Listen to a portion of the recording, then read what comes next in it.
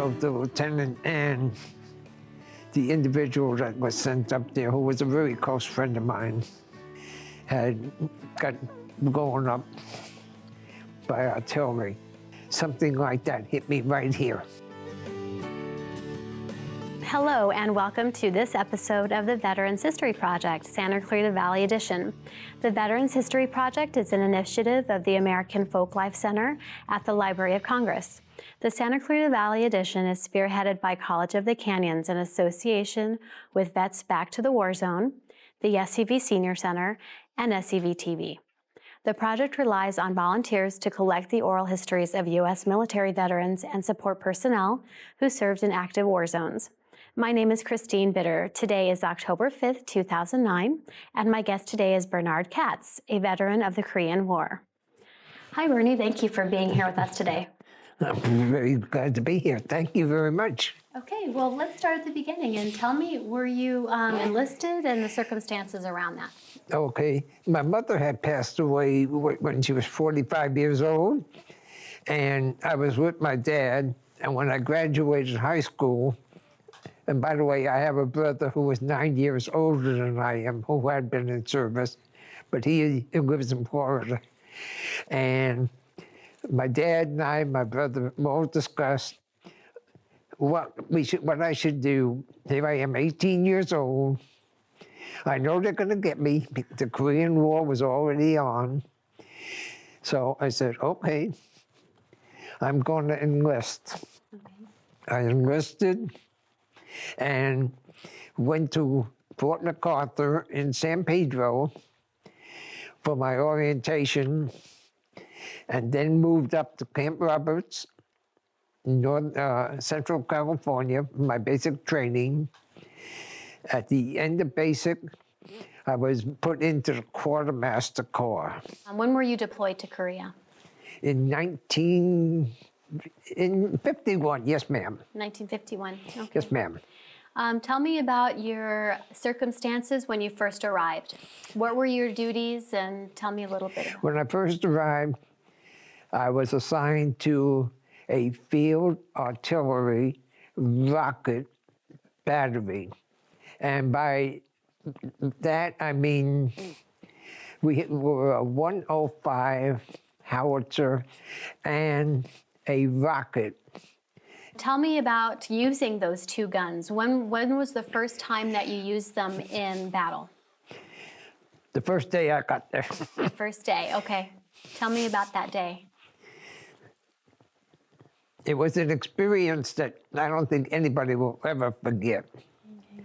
Because that particular day was not a good day for not only the infantry, which we backed up, but for our own unit, for the simple reason that when you fire any kind of a mission, whether it be day or night, you can always expect return fire. And we did. Heavy return fire that day? Yes, ma'am.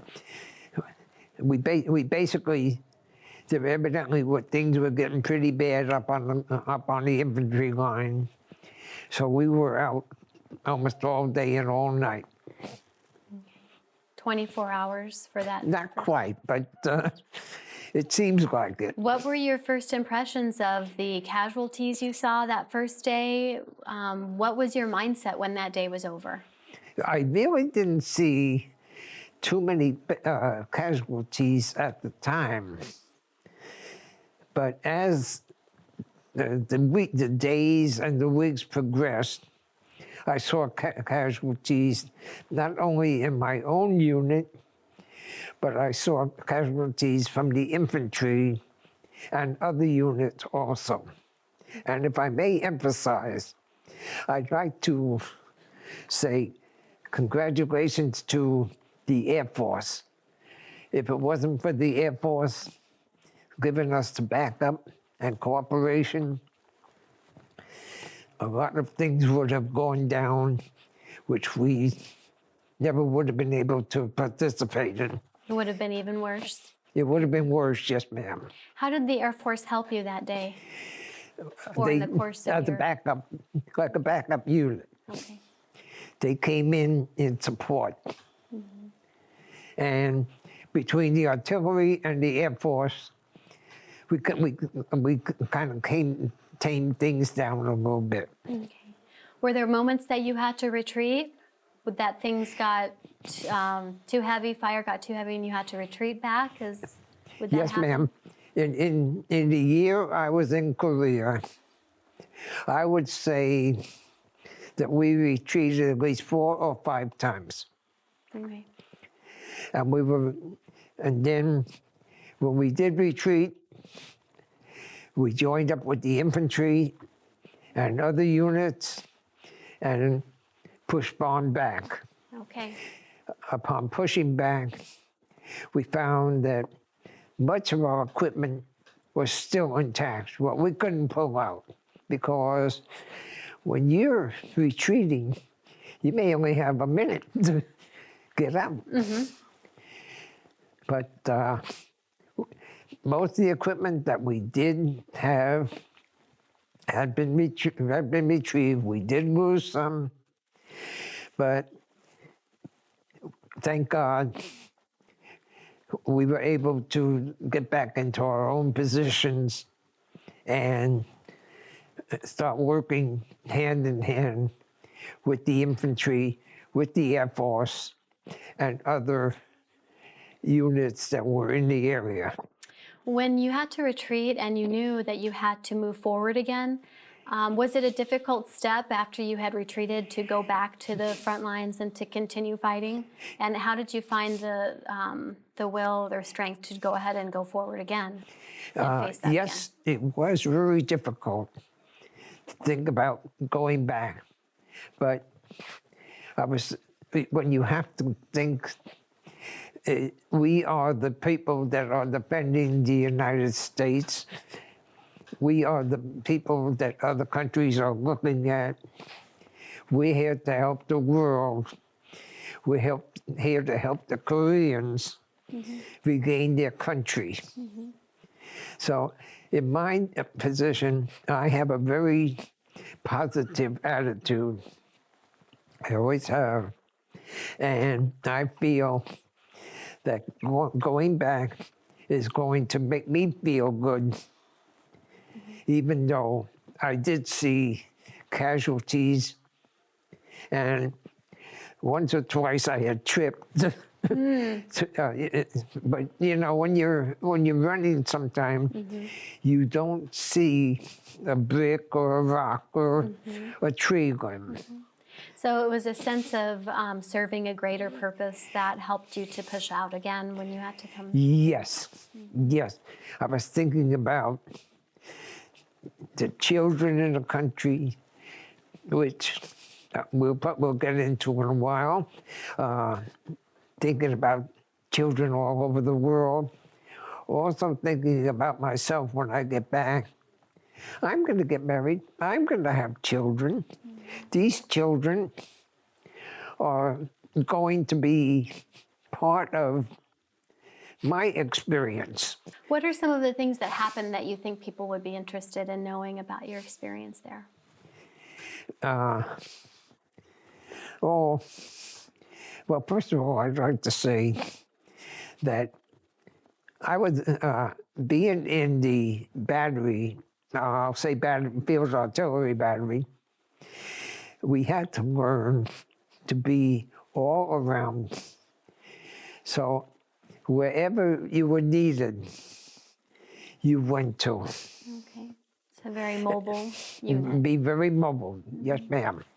And I remember one time they wanted me to go with this lieutenant up to the line as a forward observer, but at the end, just before, they said, they called me Kitty Cat because my last name is Katz. Oh. So I picked up the name Kitty Cat. Kitty Cat. Okay. I don't have 9 lives. Oh, well, we would hope so, but. Actually, sometimes I think I do. Okay.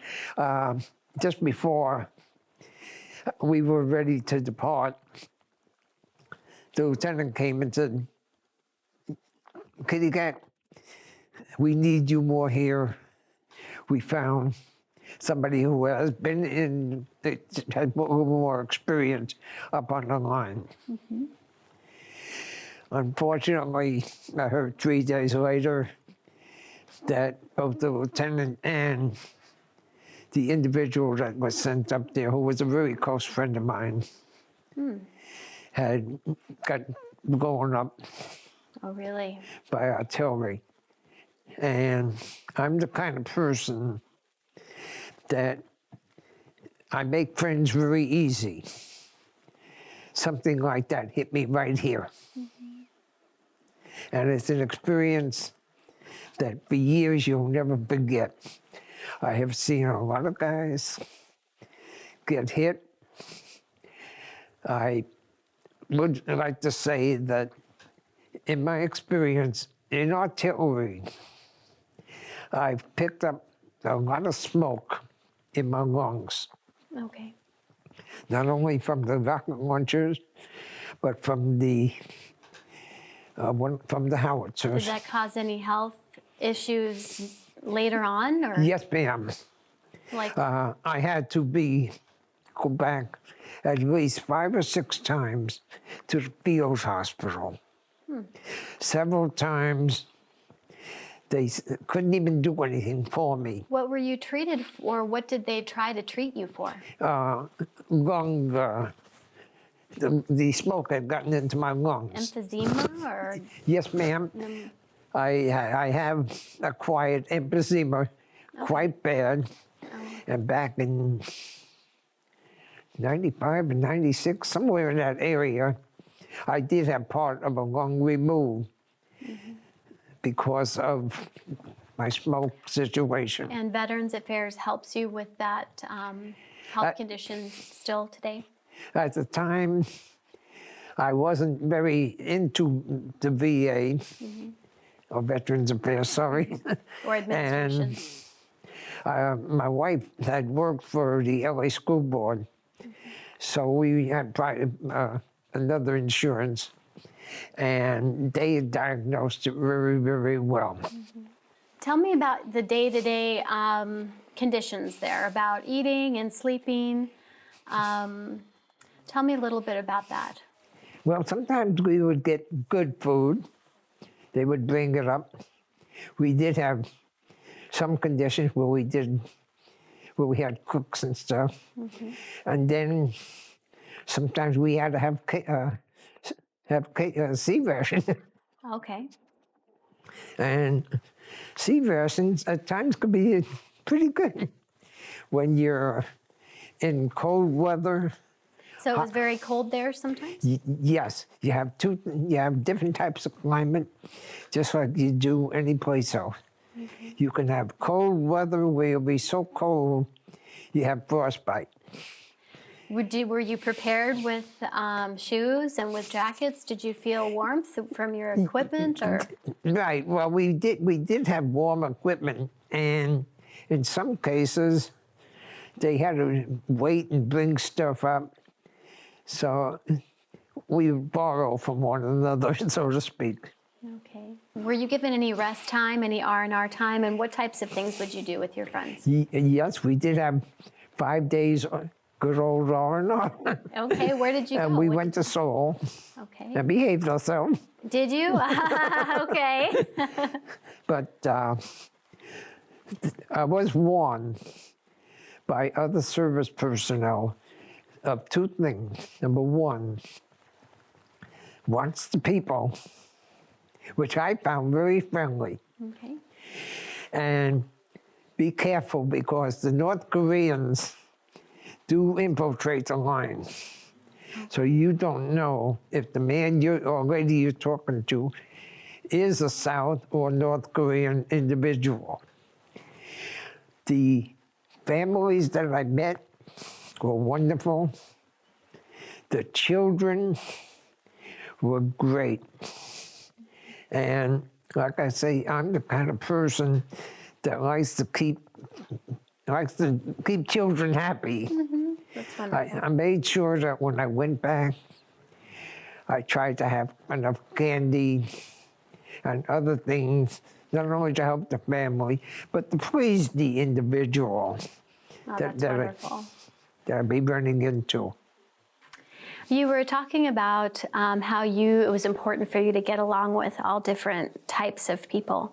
Yes, Was your unit comprised of a mixture of people, or was it primarily Caucasian, or how was your unit? Oh, no. It was a combination of every race, religion, and people of all nationalities. And were other soldiers in your unit as flexible as you were in terms of working with other different people? That's hard to say. That is a real hard question to say, because what they have in their heart, I may have, but they may have a different virtue of how they feel. Okay. But in general, everybody got along with everybody for the one reason that we knew, no matter what your religion, and then like I say, I'm Jewish, and I work with any religion, we all knew we were there to help each other, and for the sole reason of keeping ourselves alive. Absolutely. So you tended to make friends with everyone around you. Were there any particular special friends that you made? There were several. Yeah. One was a Negro fella, and he went home, probably a month before I did. But we never did get to exchange addresses. I'm sorry about that. But he and I became very good friends. And there was several Spanish fellas I knew. But what did you all do for fun when the action was down? Did you all play cards? Did you talk about home? We sat and we played cards, and when the beer arrived, we had a glass of beer. Yeah. Did you open letters? Did you receive letters? Yes, we did. Yes. Did you share the content of your letters with the other? Oh yes, we would always talk about family, girlfriends, wives, children. In other words, the communication was always there. Oh, wonderful. Did you receive anything else from home? Today they send out care boxes with all kinds of items in there, toothbrushes and food. Did you ever receive anything like that? Well, the Red Cross used to give us a lot of stuff at the time. But no, we never did get too much of things like they do today, even though... Would you say that today, talking with your stepson, I think he is in the Navy, you said, for 21 years? Yes, ma'am. Or 12 years. Are your experiences different than his? Are they better? Would you say they're better taken care of these days? Are they given more comforts these days than you were back then as a soldier? Or? Well, it's bigger with James, and he's been all over the world. He's a mechanic on helicopters, and he was mainly on carriers, and he's been all over the world. As a matter of fact, if I may say, I went to his retirement party in San Diego. So I met quite a few of the people that are just coming into service. Okay. And I've talked to them. And this one boy even said to me, you know, if we can do as good in 21 years as he did, we will be proud. Wonderful. And before I left, he shook my hand and said, it's people like you that brought me here to a free country. Wonderful. If there's anything about your experience that you would like young people to know today, what would you like them to know if they're thinking of entering the service? Okay, I'd like to say just one thing. My present wife has a son who's just retired from the Navy after 21 years. And I've talked to James quite a bit, and we've compared notes. And the service today is entirely different. How is it different? That's interesting. How is it different than? Well, there's different techniques. different kind of training that they get. They get more training on different type of things, and it will help them in the future. So anybody that is thinking about when they get out of high school, get out of college, if they'd like the military service, look into it. There are so many good factors, so many things that will help you in your future. And the GI Bill did help me when I got out. How did it help you? I bought a house, and at the time I had two children. I have a son and a daughter, and they're grown up now. But I do have 6 grandchildren. Wonderful. My wife has 2. I have 1 great, and my wife's daughter is going to have 1 in a few months. Wonderful. So we are really looking forward to, that little boy's going to be a spoiled. I bet. Yes. Are you involved in any veterans organizations right now today? No, I do belong to the American Legion, and I live in Friendly Valley, which is in California, and I belong to the Veterans Organization in Friendly Valley. Do you find that you enjoy those activities, being around other service people? What types of things do you do with those organizations? Oh, yes, I enjoy. Once in a while, I will go to like when I go to a meeting or something of the Legion or something like that, we sit and we talk about the good old times. Okay. But we also talk about the families. So, yes, like I say, I enjoy being with people. What are some of, in closing, what are some of your best memories from being in war zones? You said you like to meet people and you make many friends. Yes. Are some of your best memories linked to the people that you met when you were in Korea? Yes, a lot of them were. There were several in particular. Now, I'd like to say one thing.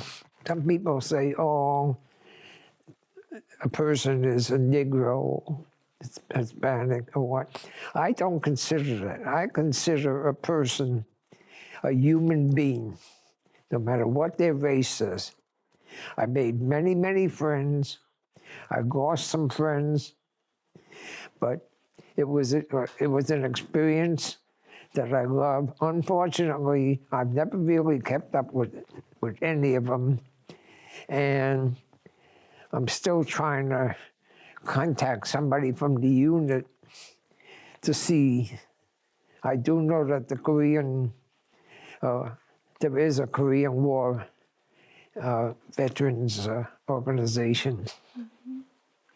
Well, thank you very much, Bernie, for being here and sharing your stories. It has been my pleasure, and I want to thank everybody who has cooperated so closely with me getting here, and God bless America.